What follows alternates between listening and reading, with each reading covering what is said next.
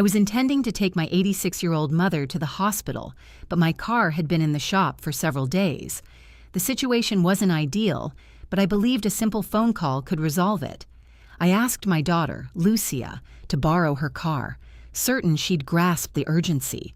Her response sent a chill through me. "I don't care about you or your mother. Dad, sort it out yourself." I didn't argue, nor did I raise my voice. I simply replied calmly, "I understand, daughter." Then I hung up.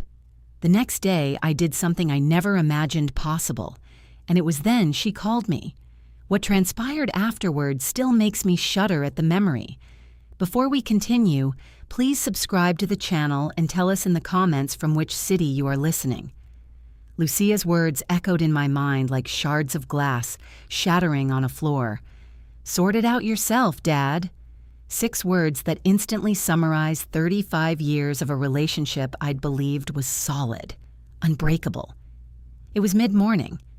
My mother, Carmen, sat in her small apartment, wrapped in a blanket as the morning chill seeped through the windows.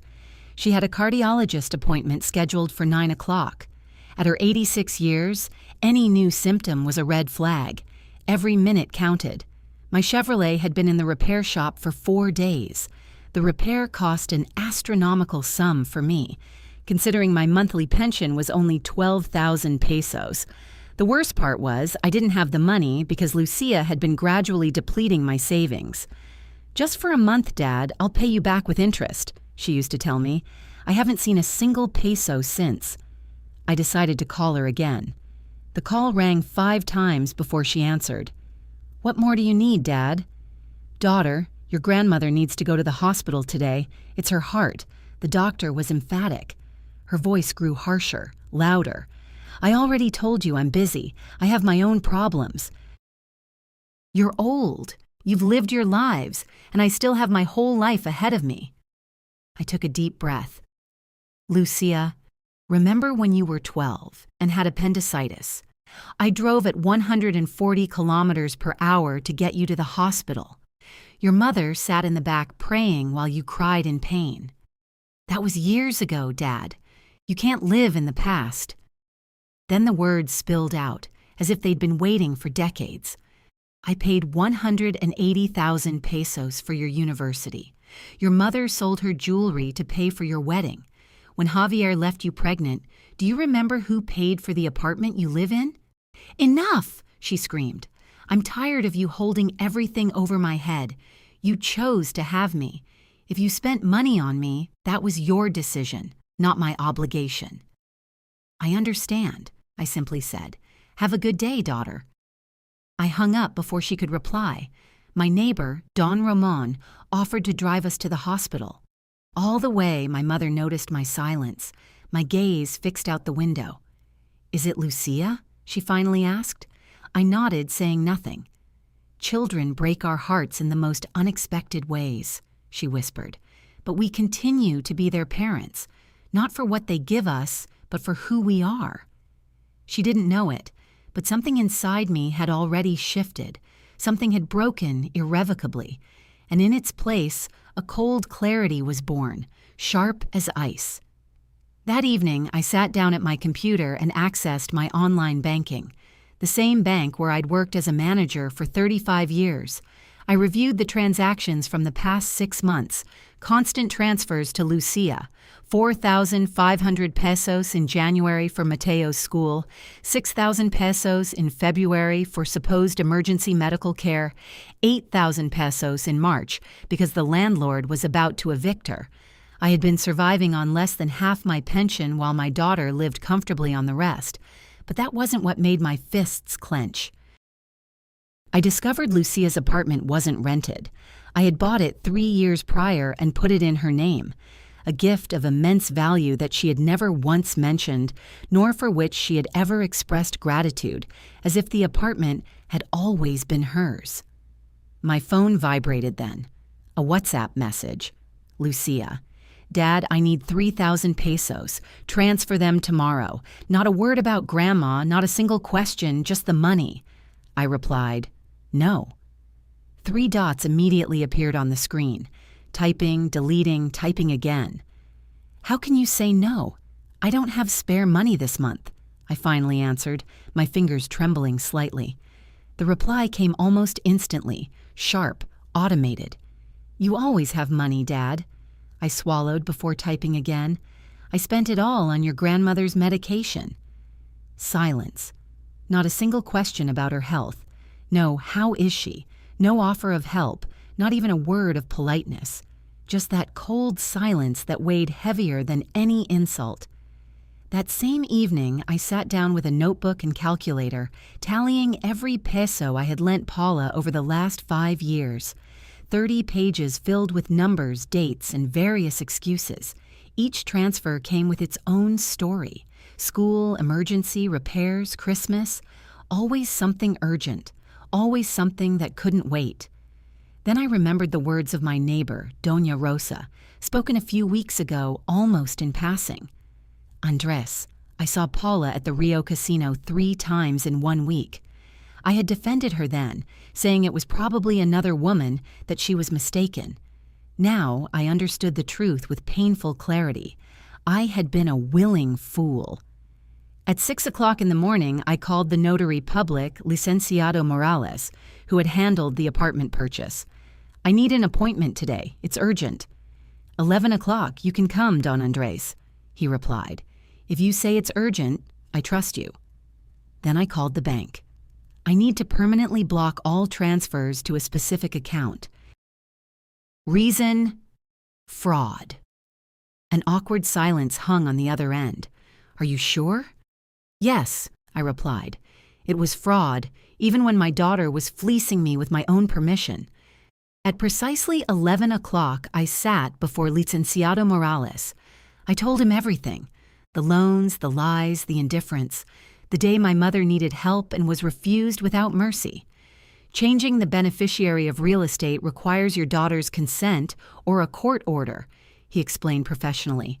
And what if I can prove there was misappropriation of funds? He nodded slowly. There's a legal figure called revocation of a gift. If it's proven that the moral and material conditions weren't met, a judge can rule for revocation. How long will that take? 6 months. I sighed. I needed something faster. The notary adjusted his glasses. There's another option. The apartment needs urgent renovation. As the original owner, you have the right to oversee and authorize major repairs. And what does that entail? The premises will be uninhabitable for several weeks. A cold smile appeared on my lips. When can we start? In 3 days. I left with a clear plan. It wasn't revenge. It was justice. That same day, I visited my mother, sat opposite her, and asked, Mom, what would you do if your son told you he didn't care about you? She looked at me with that serenity that only lived years can bring. I would show him that parents also have dignity by letting him fall. Sometimes that's the only way to teach. For 3 days, Paula didn't call. Complete silence except for one brief message. Dad, super urgent. 3,000 pesos today. I didn't reply. On the 4th day, Licenciado Morales called. The documents are ready. We proceed. Proceed. That same day, Paula received an official notification. Urgent major renovation. Apartment uninhabitable for 6 weeks. Mandatory eviction within 72 hours. The first call came 20 minutes later. I let it ring, then the 2nd, 3rd, 7th. By 3 o'clock in the afternoon, my phone wouldn't stop. Message after message filled the screen. Dad, answer. What is this? They're kicking me out of my apartment. Is it your fault? I turned off my phone, poured myself a coffee, and took a deep breath. Paula didn't know I had bought the apartment directly from the developer. My name was on the key documents. I had authorized the renovation. It was legal. It was a lesson that would cost her 6 weeks in a hotel, paid for with her own money, money that had come from my pocket. I turned my phone back on at 9 o'clock in the evening. 28 missed calls, 34 messages. The first 10 were pure panic. Dad, please help me. The next 10 were rage. You've ruined my life. I'll never forgive you. The last 14 were bargaining. Dad, I promise I'll change. I swear everything will be different. But not one. not a single one, contained the phrase that truly mattered. "I'm sorry for saying I don't care about you." I replied with just one phrase, "Sort it out yourself, daughter." After that, I wrote nothing more. The ensuing silence was strange and beautiful. For the first time in years, I felt no guilt, no anxiety, no need to justify myself. Only peace. 3 days later, Paula was pounding on my door. Not knocking, but pounding with her fists, dryly, insistently, like the police. I opened the door a crack without disengaging the chain. Before me, she was unrecognizable. Her face was red and swollen, her eyes inflamed, her greasy hair haphazardly tied back, dressed in the same crumpled clothes as the day before. "You'll explain to me what's happening," she demanded without even a greeting. "I'm being evicted from my apartment." "Watch your language, Paula," I replied calmly. "I'm being evicted from my apartment," she repeated. "Mateo is with his grandmother, and I'm stuck in a horrible hotel that costs 600 pesos a night." I looked at her intently. "From my apartment," I said slowly. "How interesting that you call it yours." "This apartment is mine. It's in my name." Her mouth opened, closed, opened again. You paid, but it was a gift." "A gift," I nodded. "That implied basic things, like respect, like not telling your father, 'I don't care about you,' when your grandmother urgently needed to go to the hospital." Her eyes filled with tears, but they weren't tears of remorse. They were pure fury. "I'm suing you," she spat. "Please," I replied, my tone unchanged. "Explain to the judge how I gifted you an apartment worth almost $1 million, and you still refused to lend me your car when your grandmother was having a heart attack." Her expression shifted. I saw cold calculation behind her eyes. "Dad," she suddenly said in a soft, artificial voice. "Forgive me. I was very on edge." "You said exactly what you thought," I replied. "You told me to sort it out myself. I'm doing that. You can too." "But I have a child, your grandson." "Mateo is always a welcome guest," I said firmly. Then I added, looking her in the eye, "You are not. Please, Dad. I'm 68 years old, Paula." I took a deep breath. "Your mother died 5 years ago. Since then, I've carried this family alone. I've paid for your whims, your silences, your problems. Do you know how many times you asked how I felt after the funeral?" She slowly shook her head, bewildered. 3 times. 3 times in 5 years. Her eyes widened. "But you asked for money 47 times, I continued.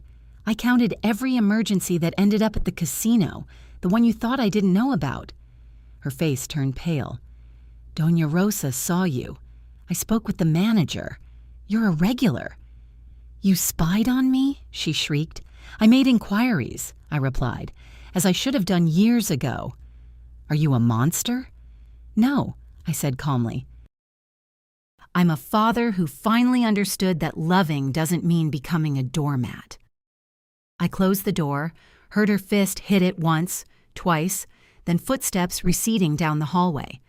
A few minutes later, a message arrived from Licenciado Morales. "Case filed. First hearing in 3 weeks. High probability of success." The following weeks were a strange mix of peace and war. Paula called 28 more times, then complete silence. Then her Facebook post appeared. A long, dramatic text about how her cruel father had left her homeless. The post went viral in local groups. For a few hours, she was the perfect victim. Then Don Ron posted his version, attaching screenshots of transfers, dates, and an audio recording. A single phrase rang out clearly. "I don't care about you or your mother. Sort it out yourself." In less than 24 hours, the narrative had flipped. The comments changed. Ungrateful, manipulator, cruel. Paula deleted her post, but the internet never forgets. The day of the hearing arrived. Paula with a public defender, I with Licenciado Morales, and a folder full of 5 years' worth of evidence. The judge, a woman around 50, studied everything in silence. "Señorita Salazar, do you have anything to say?" "Your Honor," Paula replied, My father used money to manipulate me. The apartment was a gift, no strings attached. No strings attached? The judge repeated, raising an eyebrow. She looked at her notes. When your father asked for your car to take your 86-year-old grandmother to the hospital, you replied, she read, "I don't care about you or your mother. Sort it out yourself." Absolute silence in the courtroom.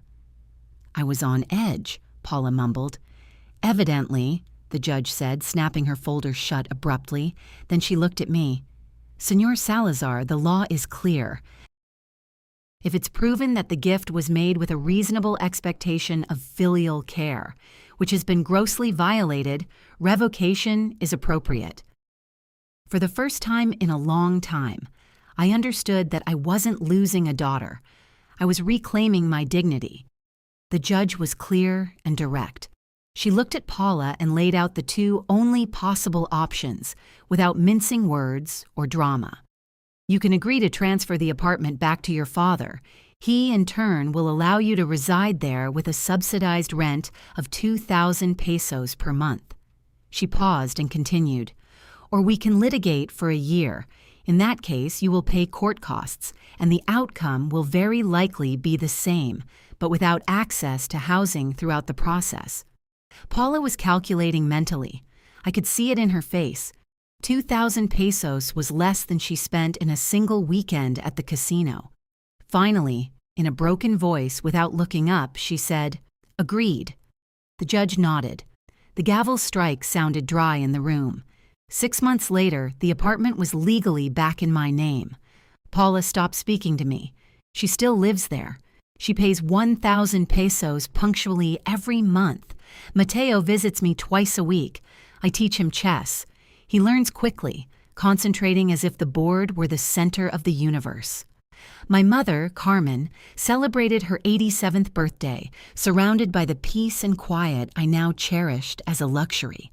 Paula sent a Christmas card, cold, brief, without apologies. "She's still your daughter," my mother gently told me. "I know," I replied. "Will you ever forgive her?" "I've already forgiven her," I said to her. "What I'm not going to do is forget and allow her to disrespect me again." My mother nodded slowly. "Your father used to say, 'Children are like seeds. You give them soil, water, and light. But if they grow into weeds instead of flowers, it's not your fault. It's their choice.'" For the first time in years, I checked my bank account without fear. After 5 years, the balance was finally growing. The apartment brought in 2,000 pesos a month. My expenses were 8,000. With a pension of 12,000, I had a surplus of 6,000 pesos. I started saving for Mateo's university. One day, an unknown number called. "Don Andres Salazar." "Yes, you're being called by the United Hearts Foundation. Your mother, Doña Carmen, has been donating 500 pesos monthly for 6 months. She's helping families who can't afford heart medication." I smiled. My mother, on a minimal pension, helping strangers, while her granddaughter couldn't lend me a car in an emergency. That same day, I set up an automatic transfer of 1,000 pesos monthly to the United Hearts Foundation in the name of Teresa, my late wife. She would have been proud. My story doesn't have a Hollywood happy ending. Paula and I didn't reconcile in embraces and tears. She didn't learn a great moral lesson, but I learned that self-respect isn't selfishness, that setting boundaries isn't cruelty, and that saying no can sometimes be the most honest expression of love. She called 28 more times.